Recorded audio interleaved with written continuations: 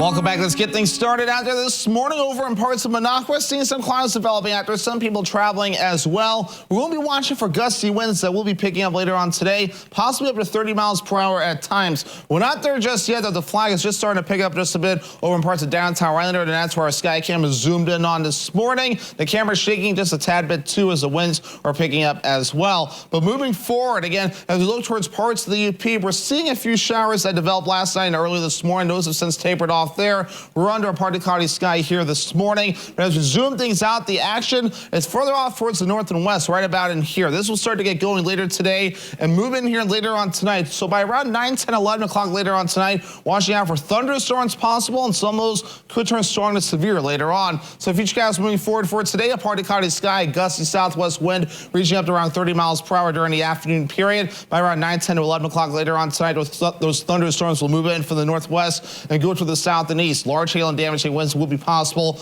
with those storms, but by around 2 to 3 o'clock in the morning on Thursday, a lot of this will start to get out of here. We'll then be partly cloudy with a slight chance for a shower or a storm during the afternoon period. Then Thursday night, we're looking pretty good with a mostly clear sky. Here's that threat, though, a marginal threat, though, for those in the dark green. That is considered a 1 out of 5 risk, so not as high of a risk, but then a 2 out of 5 risk over in the yellow. That's a slight risk, so better chances over in the yellow shade for strong to severe storms, and some of those could move into our viewing area later on tonight. So moving forward, heavy rainfall also not out of the question either. Some areas could see up to a ½ inch to 3/4 of an inch of rain before we're all finished up. Locally higher amounts cannot be ruled out. I doubt we'll see 2 inches in Arborvita, but still some locally higher amounts cannot be ruled out before we're all finished up there with some of that rainfall. Now the dew points are up as well. 50s and 60s we're feeling at just a little bit this morning. Dew points are expected to reach for the lower 60s today. Before we catch a little bit of a break, here's a muggy mirror, those showing those dew points expected to reach the lower to possibly middle 60s today. Then Thursday and Friday we're looking good.